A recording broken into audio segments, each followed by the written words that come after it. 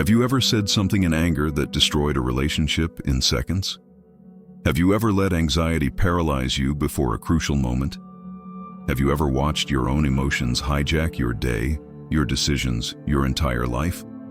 Here's what the ancient Stoics understood that modern psychology is only now confirming. You are not your emotions, and the moment you realize this, everything changes. By the end of this video, you will have the exact framework that Marcus Aurelius, Epictetus, and Seneca used to maintain unshakable calm in the face of war, slavery, and political chaos. This is not about suppressing feelings. This is about becoming untouchable. And there is one specific technique hidden in plain sight in Stoic texts that acts as a master key to emotional control. Stay until the end, because once you see it, you cannot unsee it. Right now, as you watch this, your emotions are making decisions for you. Someone cuts you off in traffic, and before your rational mind even processes what happened, your heart rate spikes, your jaw clenches, your entire morning is ruined. A text message goes unanswered for 2 hours, and suddenly you are spinning catastrophic scenarios, anxiety flooding your system, your focus destroyed.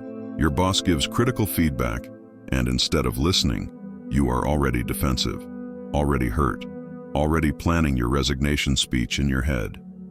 A family member makes that comment, the one they always make, and you snap. You explode. You say things you do not mean. And afterwards, in the silence, you ask yourself the same question you always ask. Why do I keep doing this? Here is the uncomfortable truth. You have been trained, conditioned like Pavlov's dogs, to react automatically to emotional triggers. Your nervous system has grooves worn deep by years of the same patterns. Anger when disrespected, anxiety when uncertain, hurt when rejected, fear when challenged. And every single time you react without awareness, you deepen those grooves. You are not broken. You are not weak. You are simply operating on autopilot in a world designed to keep you emotionally reactive. If this video gives you even one tool that helps you respond instead of react, then subscribe right now. Because every single week, I break down ancient Stoic wisdom into practical frameworks you can use immediately. Thousands of people in this community are already transforming their emotional lives with these principles. The subscribe button is right there. You will not regret it. Now let me ask you something that might make you uncomfortable. In your last emotional explosion, who was really in control? Was it you, the conscious, rational person who has goals and values and a vision for your life? Or was it the emotion itself, an ancient survival mechanism designed for threats that no longer exist? Because here is the paradox that Stoicism reveals. The people who seem coldest, most unfeeling, are often the most controlled by emotion. They have just frozen their responses instead of mastering them. True emotional control is not about becoming robotic. It is about becoming free. Free to choose your response instead of being a slave to your reactions. And there is a specific reason why most people never achieve this freedom, a mechanism buried in how your brain processes threat and reward. We will expose that mechanism in just a moment. But first, you need to understand what the Stoics discovered 2,000 years ago. Marcus Aurelius, the most powerful man in the world, wrote this in his private journal. You have power over your mind, not outside events. Realize this, and you will find strength. Read that again. You have power over your mind, not outside events. This is not philosophy. This is neuroscience before neuroscience existed. What Marcus understood, what every Stoic master understood, is that between stimulus and response, there is a space. In that space is your power, your freedom, your entire quality of life. The traffic that makes you angry, not in your control. Your reaction to it, completely in your control. The criticism that wounds you, not in your control. Whether you let it define you, completely in your control. The uncertainty that paralyzes you with anxiety, not in your control. How you relate to that uncertainty, completely in your control. This is the dichotomy of control, and it is the foundation of everything that follows. Most people spend their entire lives trying to control things outside their power, their control, while neglecting the one thing they can actually control: their own mind, their own responses, their own inner state. And that is why they suffer. Imagine this scene. You are in a meeting. Someone takes credit for your idea. In the past, you would feel that familiar heat rising in your chest, that tightness in your throat, those thoughts racing. This is unfair. I need to say something. Everyone will think I am weak if I do not react. They are disrespecting me. I cannot let this slide. And before you know it, you are in a confrontation. Voice raised, professionalism abandoned, bridges burned. But now, with Stoic emotional control, here is what happens instead. You notice the stimulus. Someone took credit for your idea. You feel the emotion beginning to arise, that heat, that tightness. But you do not identify with it. You observe it. You create space around it. You think, this feeling is anger. Anger is a natural human emotion. I am experiencing anger, but I am not anger. Anger does not control me. Then you access the dichotomy of control. Their behavior, not in my control. My response, completely in my control. The outcome of this meeting, not fully in my control. My integrity and composure, completely in my control. And then you choose. You choose to let 3 seconds pass. You choose to breathe. You choose to respond strategically instead of emotionally. Maybe you calmly clarify the idea's origin. Maybe you let it go entirely because this battle is not worth your peace. Maybe you address it privately later with precision and composure. But whatever you choose it. You are not hijacked. You are not reactive. You are free. And everyone in that room feels it. They feel your groundedness, your strength, your control. That is the transformation we are building here. So why does this work when so many other approaches to emotional control fail? Because Stoicism does not ask you to suppress emotions or pretend they do not exist. It asks you to change your relationship with them. Modern psychology calls this cognitive diffusion. The Stoics called it seeing things as they truly are. When you are fused with an emotion, you are the emotion. I am angry. I am anxious. I am hurt. When you diffuse from an emotion, you observe it. I am experiencing anger. I am noticing anxiety. I am feeling hurt. That one shift, that subtle linguistic and cognitive shift, changes everything. Because now the emotion is not you. It is something you are experiencing, like weather passing through, like a wave in the ocean of your consciousness. And just like you would not try to stop a wave, you do not need to stop the emotion. You just need to not be swept away by it. This is why Stoic emotional control is not passivity. It is the highest form of activity. You are actively choosing your response, actively maintaining your values, actively protecting your peace. And here is the mechanism that makes it stick. Every time you practice this, every time you pause instead of react, you weaken the neural pathway of automatic reaction and strengthen the pathway of conscious response. You are literally rewiring your brain. Neuroplasticity in action, guided by ancient wisdom. Now, some of you are thinking, this sounds great in theory, but does anyone actually live this way? Let me give you proof. James Stockdale, a United States Navy admiral, was shot down over Vietnam and spent 7 years as a prisoner of war. He was tortured repeatedly. He had no idea if he would ever see his family again. He had every reason to break emotionally. But Stockdale survived, and he did not just survive. He led other prisoners, maintained his sanity, and later credited his survival to Stoic philosophy, specifically to Epictetus. He said, "I never lost faith in the end of the story. I never doubted not only that I would get out, but also that I would prevail in the end and turn the experience into the defining event of my life, which, in retrospect, I would not trade." That is Stoic emotional control under the most extreme circumstances imaginable. Or consider modern examples. Top-tier executives who make billion-dollar decisions under crushing pressure. Elite special forces operators who perform with precision in chaos. Emergency room surgeons who maintain steady hands while lives hang in the balance. What do they all have in common? They have trained themselves to separate stimulus from response, to observe emotion without being controlled by it, to access clarity in crisis. You can develop this same capacity, not because you are going to war or performing surgery, but because your daily life demands it. Your relationships demand it. Your career demands it. Your peace of mind demands it. And you are capable of it. The question is, will you train it? Let me give you the practical framework now. This is what you came for. This is the step-by-step system for Stoic emotional control. We are going to start with preparation, then move to in-the-moment techniques, then build a daily practice that makes this automatic. First technique, Praemeditatio Malorum, the premeditation of evils. This sounds dark, but it is actually liberating. Every morning, spend 3 minutes visualizing what could go wrong today. Not to make yourself anxious, but to remove the power of surprise.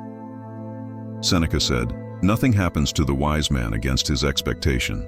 If you mentally rehearse the difficult conversation, the potential rejection, the traffic jam, the critical email, then when it happens, it is not a shock. It is just Tuesday. Your nervous system does not spike because you already processed it. Here is how you do it. Sit quietly. Close your eyes. Think through your day. Identify 3 potential challenges. Visualize each one clearly. Then visualize yourself responding with stoic composure. See yourself noticing the emotion, creating space, choosing your response, maintaining your values. This is mental rehearsal, and it works for emotional control exactly like it works for athletes preparing for competition. You are training the neural pathway before you need it. Do this every morning for 30 days and watch what happens to your emotional volatility. It will plummet. Second technique, the 3-second pause. This is your emergency brake.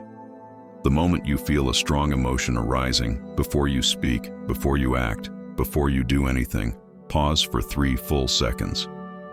3 seconds feels like an eternity when you are activated. But in those 3 seconds, you interrupt the automatic reaction. You create the space that Marcus Aurelius talked about. Here is what you do during those 3 seconds. First second, label the emotion. I am feeling anger. I am noticing anxiety. I am experiencing hurt. Second, access the dichotomy of control. What here is in my control? What is not? Third second, connect to your values. How does the person I want to be respond to this? Then, and only then, you respond. Not react. Respond. With intention, with wisdom, with control. This technique alone will transform your relationships. Because most damage in relationships happens in the first 3 seconds of emotional activation. That is when you say the thing you cannot take back. That is when you make the decision you regret. That is when you lose control. The 3-second pause is your shield. Third technique, cognitive distancing. This is a specific way of reframing your thoughts that the Stoics used constantly. When something happens that triggers you, your mind immediately creates a narrative. He disrespected me. She does not care about me. This is a disaster. They are attacking me. That narrative is not reality. It is your interpretation of reality. Cognitive distancing means adding one phrase to every triggering thought. I am having the thought that, instead of he disrespected me, you think, I am having the thought that he disrespected me. Instead of this is a disaster, you think, I am having the thought that this is a disaster. This tiny linguistic shift creates massive psychological distance, because now you are not fused with the thought. You are observing the thought, and once you observe it, you can question it. Is this thought true? Is it helpful? Is it aligned with my values? Would a Stoic sage think this way? Most of the time, the answer is no, and the emotion loses its grip. Epictetus taught, it is not things that disturb us, but our judgments about things. Cognitive distancing is the tool for changing those judgments in real time. Fourth technique, the evening review. Every night before sleep, spend 5 minutes reviewing your emotional responses from the day. Seneca did this. Marcus Aurelius did this. You need to do this. Get a journal. Write 3 headings. What triggered me today? How did I respond? How would a Stoic respond? Be ruthlessly honest. Did you snap at your partner? Write it down. Did you spiral into anxiety over something outside your control? Write it down. Did you let someone else's mood determine your mood? Write it down. But here is the key. Do not shame yourself. This is not about guilt. This is about awareness. Every time you review an emotional reaction, you strengthen your ability to catch it earlier next time. You are building your observer mind, your witness consciousness, the part of you that can watch emotions without being swept away. Do this every night for 90 days, and you will barely recognize your emotional landscape. It will be that different. Fifth technique, voluntary discomfort. The Stoics regularly practiced small hardships to build emotional resilience. Cold showers, fasting, sleeping on the floor, deliberately choosing the harder path. Why? Because when you voluntarily expose yourself to discomfort in controlled doses, you train your nervous system to stay calm in actual adversity. You expand your window of tolerance. Start small. Take a cold shower for the last 30 seconds. Fast for 16 hours once a week. Have a difficult conversation you have been avoiding. Sit with boredom instead of immediately reaching for your phone. Every single time you choose discomfort voluntarily, you prove to yourself that you can handle difficulty without falling apart. You build what the Stoics called inner citadel, an unshakable core that no external circumstance can penetrate. This is not about being masochistic. This is about being anti-fragile, getting stronger through stress, not breaking under it. Now let me give you the advanced layer. Everything we have covered so far will radically improve your emotional control. But if you want to go deeper, if you want the level of mastery that the ancient Stoics embodied, you need to understand the doctrine of preferred indifference. The Stoics divided everything in life into three categories: things that are good, virtues like wisdom, justice, courage, and self-control; things that are bad, vices like ignorance, injustice, cowardice, and lack of self-control; and things that are indifferent, everything else: health, wealth, reputation, relationships, outcomes. Now here is the radical part. Those indifferent things can be preferred or dispreferred. You can prefer health over sickness, wealth over poverty, good relationships over bad ones. But, and this is crucial, you do not attach your emotional well-being to them, because they are not fully in your control. What is in your control is your virtue, your character, your responses, your inner state.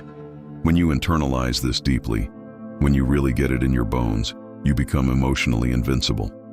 Not because nothing bad ever happens to you, but because nothing external can touch your core.